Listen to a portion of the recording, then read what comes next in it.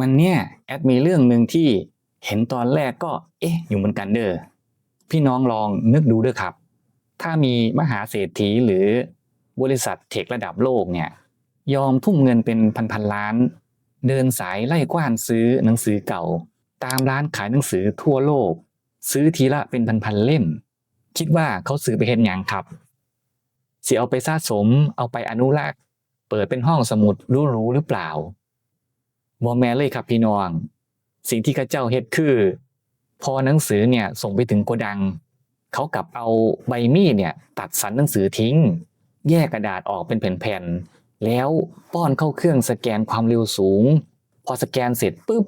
ก็เอากระดาษพวกนั้นแหละไปย่อยสลายทำลายทิ้งทันทีครับผมคือเป็นยังสั่นบัดเนี่ยคำถามคือเขาเอาหนังสือเก่าไปสแกนแล้วทำลายทิ้งทำไมต้องทำกันลับๆล่อๆนำครับผมมาเดี๋ยวแอดสิเล่าให้ฟังเด้อเรื่องเนี่ยมันเริ่มแดงขึ้นมาเพราะสำนักข่าวต่างประเทศอย่าง Forbes ร่วมกับทีมข่าวสืบสวนชื่อดัง404 Media เขาไปจับสังเกตเห็นความผิดปกติในตลาดหนังสือเก่าครับคือบรรดาร้านขายหนังสือเก่าทั่วโลกเนี่ยทั้งในอเมริกายุโรปหรือแม้แต่ร้านเล็กๆในต่างจังหวัดอยู่ดีๆตั้งแต่ช่วงปีที่ผ่านมานะครับก็มีออเดอร์ปริศนาโผล่เข้ามาครับมีคนสั่งซื้อหนังสือเก่าประเภทหนังสือประวัติศาสตร์หนังสือวิชาการยุคปี1970ถึง1990หรือหนังสือพิมพ์ครั้งแรกที่หายากสั่งทีละ 1,000 เล่มบ้าง 5,000 เล่มบ้างสั่งแบบไม่เกี่ยงราคาไม่เลือกเรื่องด้วยเด้อครับขอแค่เป็นหนังสือเก่าที่พิมพ์ก่อนปี2022เป็นพอไหมพ่อค้าแม่ค้าหนังสือเขาก็เลยสงสัยติครับพี่น้องปกติเนี่ยคนซื้อหนังสือเก่าเขาจะถามหาเล่มนั้นเล่มนี้เพื่อสะสมเนาะแต่นี่มันกว้านซื้อเหมาเข่งเลยไหมพ่อค้าร้านหนังสือคนหนึ่งเนี่ยเลยเกิดไอเดียอยากรู้ความจริงครับเขาเลยแอบเอา Apple AirTag มันคือเหรียญติดตามตำแหน่งเล็กๆของ Apple ด้วยครับแอบซุกไว้ข้างในปกหนังสือเล่มหนึ่งในกอง 1,000 เล่มนั่นนะครับพี่น้องครับเพราะเขาเปิดดูสัญญาณ GPS ในโทรศัพท์ปรากฏว่าหนังสือเล่มนั้นน่ะมันเดินทางข้ามรัฐจากแคลิฟอร์เนียผ่านโคโลราโดแล้วไปสิ้นสุดที่โกดังขนาดใหญ่แห่งหนึ่งในเมืองลาสเวกัสรัฐเนวาดาครับผมซึ่งพอเช็คแล้วเนี่ยตำแหน่งมันดันไปตรงกับโกดังที่มีชื่อว่า VGT3 ซึ่งมันเป็นโกดังลับของค่ายยักษ์ใหญ่อย่าง Amazon ครับและที่พีคคือตราสัญลักษณ์ประจำแผนก VGT3 นั้นน่ะมันเป็นรูปไดโนเสาร์ T-Rex กำลังอ้าปากจะงับและเคี้ยวหนังสือครับผมพนักงานในโกดังนั้นน่ะแอบออกมาเล่าให้ฟังเลยครับว่างานของพวกเขาในโกดังเนี่ยไม่ได้มีอะไรเลยวันหนึ่งก็นั่งตัดสันหนังสือแล้วแยกหน้ากระดาษหนังสือออกเป็นแผ่นๆแล้วป้อนเข้าเครื่องสแกนเสร็จแล้วก็เอาไปเข้าเครื่องย่อยทำลายทิ้งทำแบบเนี้ยวันละเป็นหมื่นเล่มเลยเด้อครับและไม่ได้มีแค่ Amazon เจ้าเดียวเด้อพี่น้องในชั้นศาลเนี่ยเมื่อไม่นานมาเนี่ยมีเอกสารหลุดของบริษัท Entropic จากค่ายพัฒนา AI ระดับโลกใช้ชื่อโครงการว่าโปรเจกต์พนามา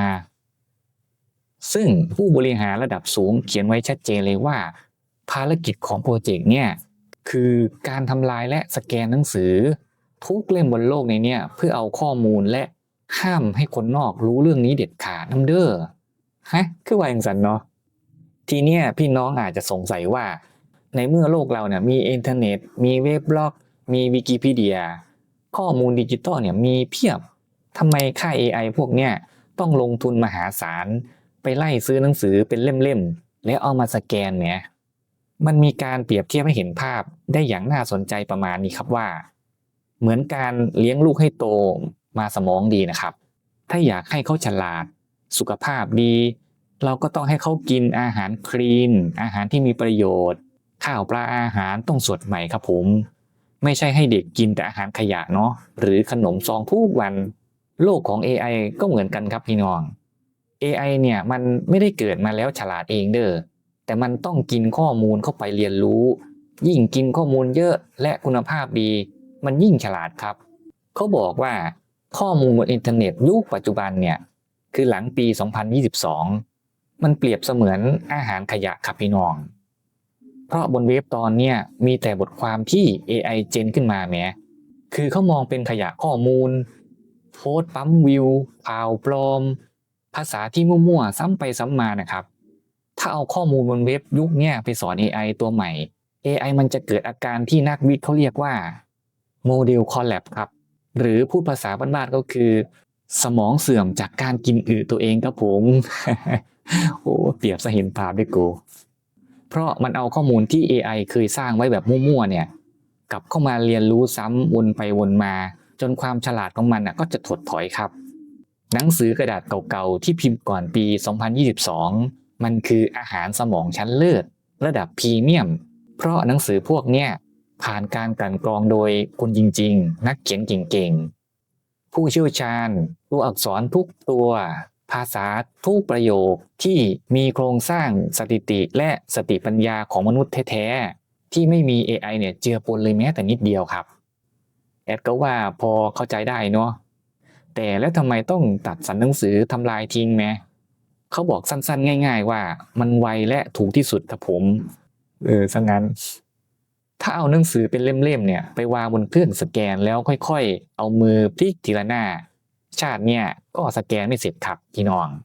แต่ถ้าตัดสรรหนังสือออกให้เหลือแต่กระดาษเป็นแผ่นๆป้อนเข้าเครื่องสแกนความเร็วสูงอัตโนมัติสแกนได้นาทีละเป็นร้อยๆหน้าครับพอสแกนได้แล้วก็แปลงเป็นไฟล์ดิจิทัลเอาเข้าสมอง AI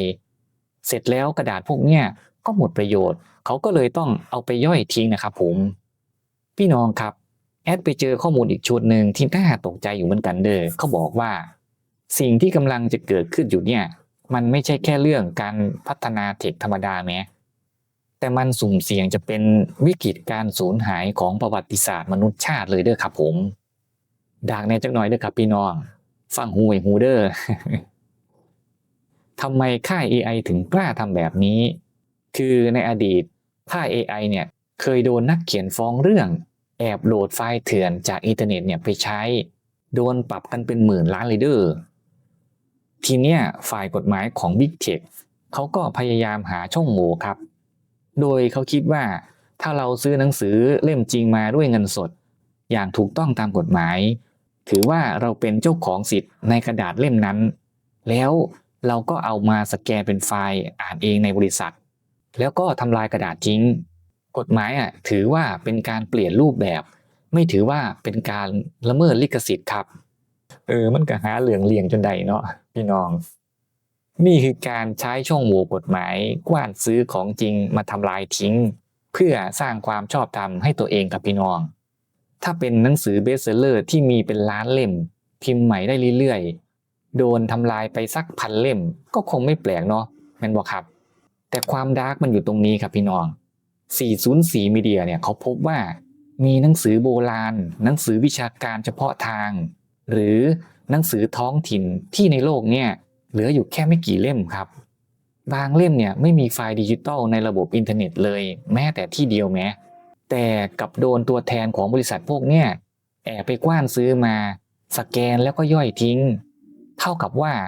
มรดกทางปัญญาที่เป็นของจริงชิ้นนั้นน่ะได้สูญสลายหายไปจากโลกเนี่ยอย่างสมบูรณ์แบบแล้วครับสิ่งที่เหลืออยู่เนี่ยมีเพียงไฟล์สแกนในเซิร์ฟเวอร์ส่วนตัวของบริษัทเทคยักษ์ใหญ่แต่เพียงผู้เดียวแม้เรื่องเนี่ยมันสะกิดชาวบ้านในโซเชียลอย่างพวกเขาอยู่เด้อครับผมมันบอกพวกเขาว่ากระดาษและความรู้ของจริงนับวันเนี่ยจะยิ่งมีค่าในยุคที่อินเทอร์เน็ตเต็มไปด้วยข้อมูลปลอมข่าวปลอมภาพ AI ปลอมๆเต็มฟีดไปหมดแม้แต่บริษัทเทคระดับโลกที่รวยสุดๆมีคอมพิวเตอร์ล้ำที่สุดในโลกสุดท้ายเวลาอยากได้ความจริงเขาก็ต้องกลับไปยอมจ่ายเงินมหาศาลเพื่อตามหาหนังสือกระดาษเก่าๆที่มนุษย์เราน่ะเคยเขียนนั่นแหละเด้อพี่น้องถึงตรงเนี้ยถามตรงๆเด้อถ้าพี่น้องมีหนังสือเก่าๆเก็บไว้แล้วมีคนเนี่ยมารับซื้อในราคาสูงพี่น้องสิขายบ่ครับ ถ้าชอบสาระล้ำๆเล่าบ้านๆแบบนี้